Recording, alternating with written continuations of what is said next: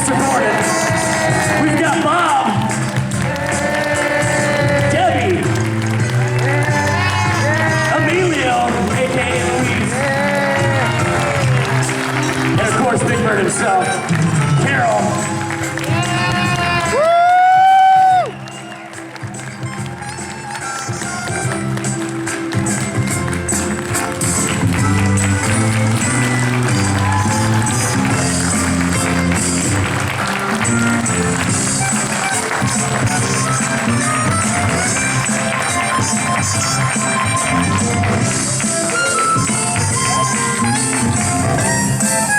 Talk about an entrance right there. That was amazing.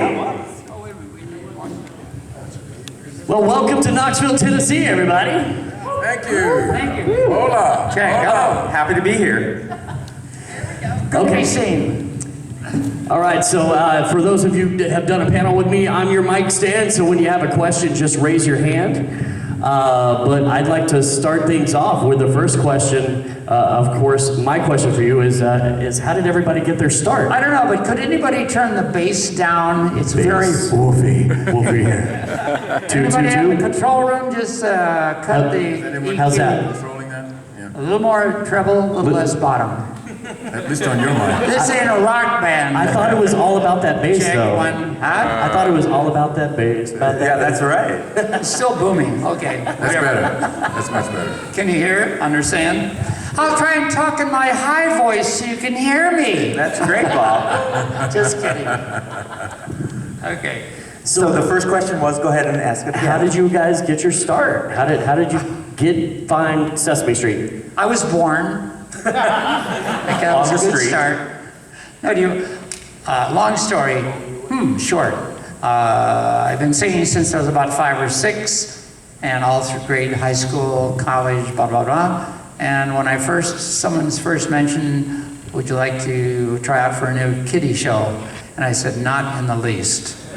Until someone called me back and so we saw a few, about 10 minutes of Muppets and animation and film, and I thought, I don't care what I ever had in mind, this is what I want to do, because I said, Jim Henson, who's that? Muppets, what are they? I knew nothing about all that ahead of time, but it all proved out to work out great.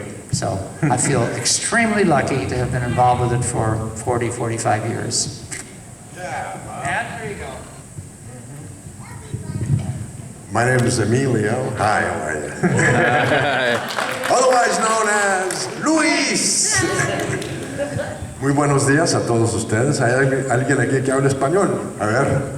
Nobody speaks Spanish. Poquito español, gracias. Anyway, of course, I played the part of Luis on Sesame Street, and when I got the job on Sesame Street, I was the only one that was hired from the West Coast. Everybody else was from the East. Yeah, all of you guys, well, Alan later was from the West Coast also, but I was one of the first ones from the West Coast. And they went all the way to Hollywood to find me. There I was in Hollywood, struggling as a young actor, trying to find a gig, a job somewhere. Nobody would give me a job. But anyway, so they showed up, and one day I got a call from New York and said, would you like to be part of our show? And I said, I was looking at my last unemployment check, and I said, yes. And so I took a plane ride to New York, and it was like space travel, going from one planet to another. I landed in New York. I didn't understand anybody in English or in Spanish, because they speak Spanish totally different in New York than where I come from. Todos los puertorriqueños ahí hablando así como yo. But anyway. So that's how I got the job and got on Sesame Street. Roscoe? Well, I'm a native New Yorker, Bronx, New York. Anybody here know about the Bronx? Bronx? Okay. It's a great place. It's a great place. It's a great place. I grew up in the Bronx and got involved in theater as a kid, in high school, and started doing plays off Broadway and then Broadway, and then they took me out to Hollywood. A friend of mine that I'd worked in theater, he directed his first film called Willie Dynamite back in mid-70s, and he cast me as Willie the Pimp Dynamite. Yes. Preparation for Gordon on Sesame Street, right? What better training than to be Willie Dynamite the pimp. So after, You can YouTube that too. It's yes, and it's really worth it. Actually, they've got it on Blu-ray now. Yeah. So it's really a collector's piece. So.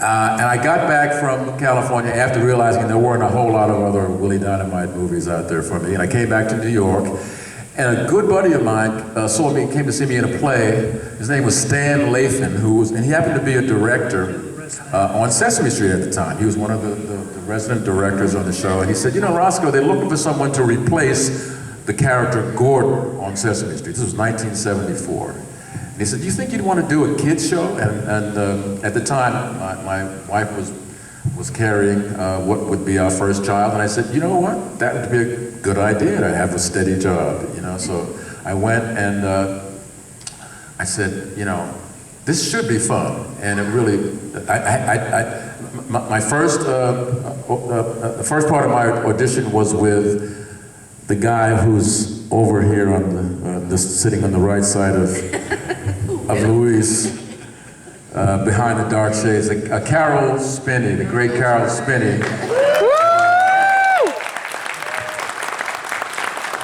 And my task in order to get this job was to do a scene with Oscar the Grouch, alias Carol Spinney. And so there I was sitting on the steps looking over the rail of the steps at this green, grungy rag of a Muppet with eyes and just yelling at me and, you know, calling me all kinds of terrible names, you know, telling me to scram. And I said, oh my God, how can there's no way I'm gonna get this job, because I didn't know how to respond to this thing, you know? I mean, I couldn't believe that I was talking to a rag, you know? The second part of the audition, fortunately, was with a 3-year-old, the most adorable, wonderful, gifted 3-year-old, John Williams, who I don't know if anybody remembers John, but he was like he was like the star of Sesame Street for about 5 years, between the ages of 3 and maybe 8. And he and I really clicked, and we had such a great time. And I have John to thank for getting me that job, you know. John Stone thought that I was brilliant working with kids. So That's awesome. that's how I got the job. Hey, John Stone was our producer and directed most of the episodes. And it was also the head writer for most of the years of early Sesame Street. Real genius who is no longer with us. Does Carol want to answer this question? Yes, Carol? Carol, how did you get on Sesame Street? Thank you. I hope you don't mind I put sunglasses on. I know the sun's not shining in here. We know who you are. You can't hide behind those glasses, Bird. Okay, I began, my real beginning was, I left Boston and I decided I wanted a better job than the Bozo show.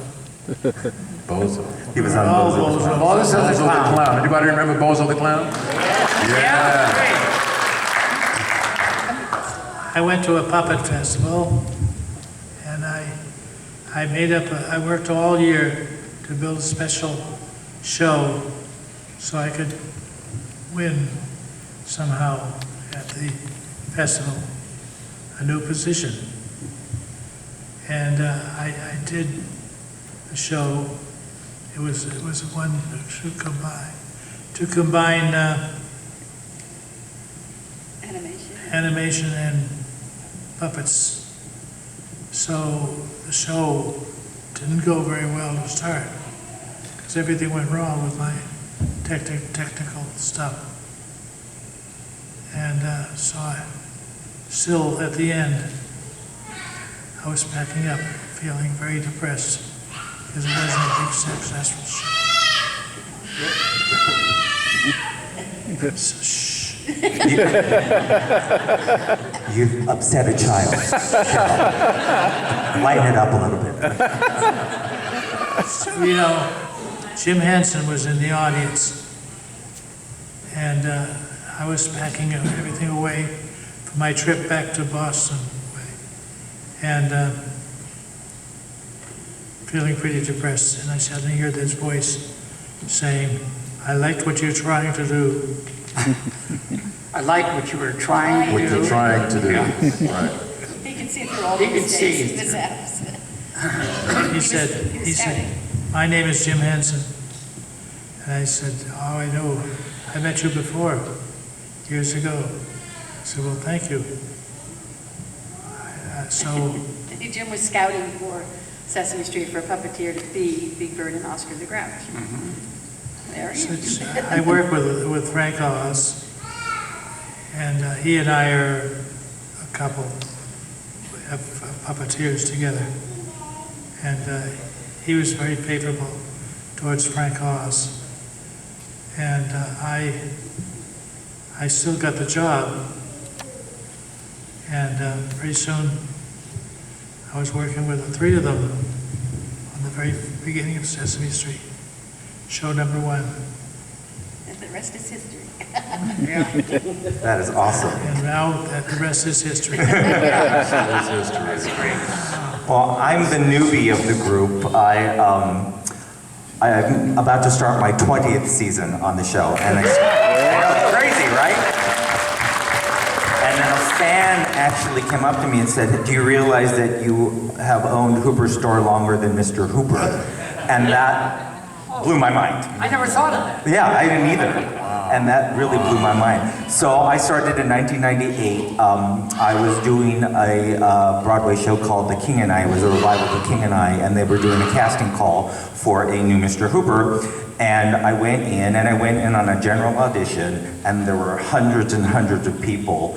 And slowly, they were starting to weed people down, and I was still in the room. And I went through 5 auditions. My last audition was an ad-libbing scene with, I don't know if you guys know who Telly Monster is. He's kind of one of my favorites. He's kind of a John Lovitz-y, kind of nervous purple Muppet. And so, and we did this improv, and one of the rules of improv is never negate. And so it was about me making him a peanut butter and jelly sandwich. So my first thing I said was, "Hey, Telly, do you want a peanut butter and jelly sandwich?" And he said, "No." So, and never negate, right? So I thought, oh, what am I gonna do? So I started sweating, we got through the scene, and it turned out well, but I was a little rattled by the fact that I had to he kept saying no to everything I was asking him to do. And I realized that that was probably the test, that they were trying to see, what I would do in those situations. Because when you're talking to kids, anything can happen. So I made it through with all the flop sweat flowing, but so yeah, I've been on the show since 1998. That recalls a moment in I had a very easy audition, I won't go into that, but I never felt, I wasn't a professional actor, I was a professional singer all my life, from touring Japan 9-10 times, and Mitch He was Miller. a big star in Japan. He was. I was Babu Magulas. Baba Magoo. It's Bob McGrath. But anyway, I had a scene, and I kept saying, who am I supposed to be on the show? I knew I was a music teacher, but that was kind of a part-time job. And fortunately, I roomed in my makeup room with Will Lee, Mr. Hooper. Who was Mr. a Hooper. great actor. Great Will Lee. And he was a wonderful teacher. He taught James Earl Jones, for instance, which isn't bad company. So whenever I had a challenge in the morning, I'd say, Will, I don't know how to do this scene. And in moments, he'd tell me how to get through it. But one day, I had a little girl in the fix-it shop, and I came out and I spoke to her, and I started talking to her, and the scenes were pretty well set in terms of what direction we're supposed to go. There was almost no ad-libbing, per se. And I started presenting this concept, and all of a sudden, she was talking about how her pajamas tasted like peanut butter. And we had been told a short time before, we're not letting the kids talk enough. We're kind of riding over them and getting to the point. I said, let the kids talk. So I did that. I said, oh, that's very interesting. And then I tried to bring it back to what I was supposed to be doing, what the moment it was made, back to peanut butter. And it went on and on and on and on. And I thought, why don't I hear a cut from the control room? Because there's no way I can make this piece survive. So I'm flop sweat from top to bottom. finally cut, and I look at we had a wonderful cameraman called Frankie Biondo, and he was almost doubled up on the floor. It turned out they had cut in the control room 3 minutes before and just wanted to watch me die. And I did. We had great people to work with, and this is talk like a band of brothers. We really are. We not had great food together last night down on the river. It was the name of the place, great. Calhoun's. Great. Yeah. We had a great evening. So you hear a lot of shows say we're like brothers and we're like a family, but this truly is like a family. And probably the hardest show that any of us ever did was Goodbye, Mr. Hooper. Oh. And we just, take 1 second on that, we did it dry for an hour and a half or two, and then John Stone, director, said, okay, now we're gonna go for a take. And we barely got through it, and all of those tears and emotions that you saw, none of that had anything to do with acting experiences. Those were all real. We finished, he said it was great, but he said, I'd like to do a pickup, maybe a little bit from the end. So we said, okay, if you need it. And we got about 20, 30, 40 seconds into it, and it was all falling apart, and we said, forget it. So what you saw in that show was the first time through only. And it was interesting, the networks all knew they got a preview of it. They knew it was such an important show. They wanted all of their audiences to see it. So I think it was on Thanksgiving Day. Each of us were on a different network. I think I was back at NBC, and we all promoted the show so that every family in the country that watching would see it. So that was a major show. And that episode got an Emmy Award that year for that. Yeah. That is amazing. That is amazing stories. Okay, so I want to get everything wrapped up. They do have to be down for their photo op, but we can throw in one final question, and then go into the sing-along. Does that sound okay with you guys? Yeah? Yeah. All right. I'm sure you guys will recognize this song. Who's it gonna be? Who's it gonna be? I'm gonna go to Supergirl down here. Yeah, okay, right. Supergirl. She had the very enthusiastic face. Mine's not really a question, it's more of a thank you. I've got 6 younger siblings, and so I was probably 17 or 18 when I finally quit watching Sesame Street. But I'm dyslexic, and Sesame Street is the reason that I can read today. And I'm so thankful for that. Thank you. Make me teary-eyed. What are you doing, girl? We'd like to hear back from our Sesame seeds. Okay. Great stories. Thank you. I think Sesame Street really touched, everybody. Everybody. Go ahead, a question. Did any of you have any favorite puppets that you like to work with the best? That's a hard one. That's a hard one because there's so many of those great puppets on the show. Yeah. And of course, because we know all the puppeteers and all their personalities, and each one of them is totally different, right? My favorite, personally, has always been Big Bird. Yeah. How could you not love? I just think that Carol Spinney just interpreted the 5-year-old. That was it, Absolutely. He's the 5-year-old. Yeah. Yep. He started, by the way, Carol told me that he started off as a rather different kind of character, being kind of dumb and stupid and bumping his head all the time. And it was Carol's idea, and you can correct me, Debbie, to change it into a much more sympathetic and understanding of a 3, 4, 5-year-old. Mm-hmm. And so it was a whole change from what even Jim Henson had originally thought of him. Mm-hmm. Debbie, right? Yeah, Jim kind of wanted him to be more like Mickey Mouse's pal Goofy, or Mortimer Snurd, if anybody knows who that is. Just really a goofy guy. And Carol said, why would this goofy guy, even though he's a bird, be hanging around all these little kids? He should be a kid. And kids can then think of themselves as Big Bird is my friend. And it was all Carol's idea, and they loved it right away. And thank goodness, because you always say that you don't think Big Bird would have lasted if he was just a goofy guy. No. You know, he had to be, let's face it, Big Bird is really Carol. You know, it's heart and soul. So that's who it had to be. And when we didn't see Snuffleupagus for all those years, he kept disappearing. We didn't believe the bird. And finally, they said, you know, we think we have to reveal the Snuffleupagus because kids are so attached to Big Bird.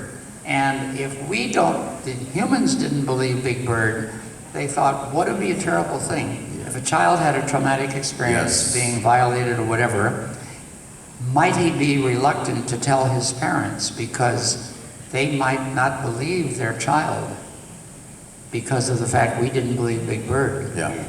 And that's when they decided we really should reveal Snuffy. Yeah. A lot of... Yes. Your favorite Muppet. My favorite Muppet is, besides myself, Mine too. is Snuffy. Oh, yeah. Oh dear, oh dear. I think that some people have always forgotten the friendship between Big Bird and Snuffy, because I haven't done a scene with him in 5 years now. Yeah, that's true. And I think I should be back with him. It's a special relationship.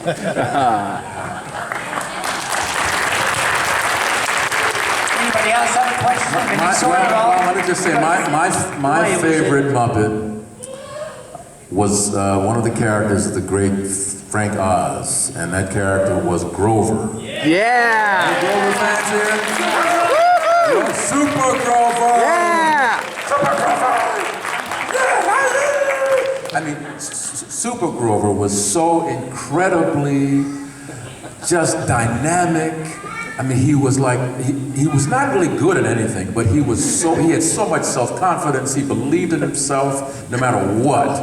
And what an incredible model, and just hysterically funny, everything he did. So, you know, that was my favorite, you know. My favorite scene. Anything Frank did, I mean, Cookie Monster, of course. Yeah. And Bert, you know. And Yoda. And Yoda. Right. Do we have time for one more question? It's your show. Let's do it, yeah.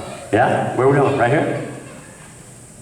Okay, you guys just mentioned Yoda. I remember when I was really young, worlds collided when Star Wars came to Sesame Street. That's right. What are your memories of Star Wars coming to Sesame Street? Oh, yeah. And R2-D2, Ron. And the funniest thing on that set that day, for some reason his mechanics weren't working quite properly, and he was kind of doing his own thing. And all of a sudden the guy who was running R2-D2 came over and unscrewed his head, took it out, and worked on his innards. Good to see Yoda's head R2-D2's head all come off, and because he was doing his own thing. He was a little out of control. It was very funny. That's funny. Well, that's awesome. Are we ready to do this sing-along? Absolutely. Yeah? Who's ready to sing along? That's what I'm talking about. DJ Mac, take it one time. Well, Chora Puzz was a great song. A little bit slower, lower track. You bring it down a little bit, bring the level down a little. Thank you, thank you. And wrote great songs. And he said he never wrote for kids. He just wrote for short people. And Sinatra and the thing. Anyway, Sing a song, sing out loud, sing out strong, sing of good things, not bad, sing of happy, not sad.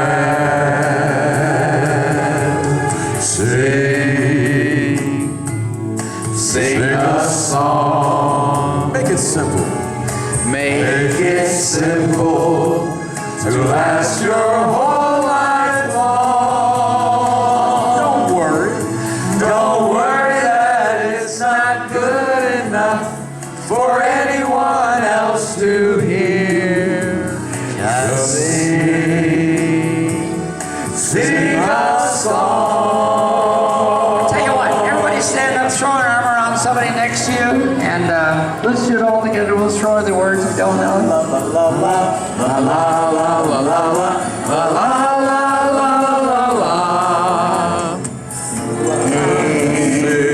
song. Sing a song. Sing out loud. Sing out loud. Sing out strong. Sing out strong. Sing of good things, not bad. Sing of happy, not sad. Sing of happy, not sad. Sing a song. Sing a song. Make it simple.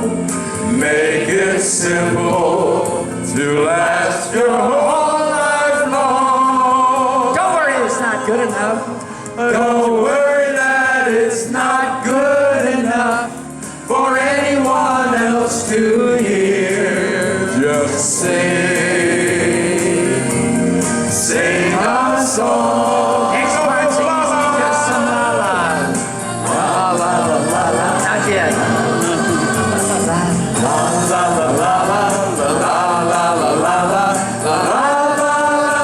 A little bit louder, all right?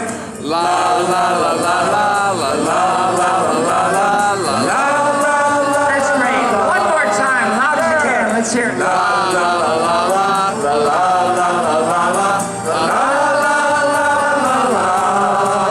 Sing a song. Thank you so much. We had a great time. Love being here. Nice meeting you all. Come stop. Come back and say hi to our table, okay? That's right. Keep it going, ladies and gentlemen. Don't forget to stop by the table, talk to them, take some pictures. Very amazing, very amazing. Alan, Roscoe, Bob, Debbie, and Carol.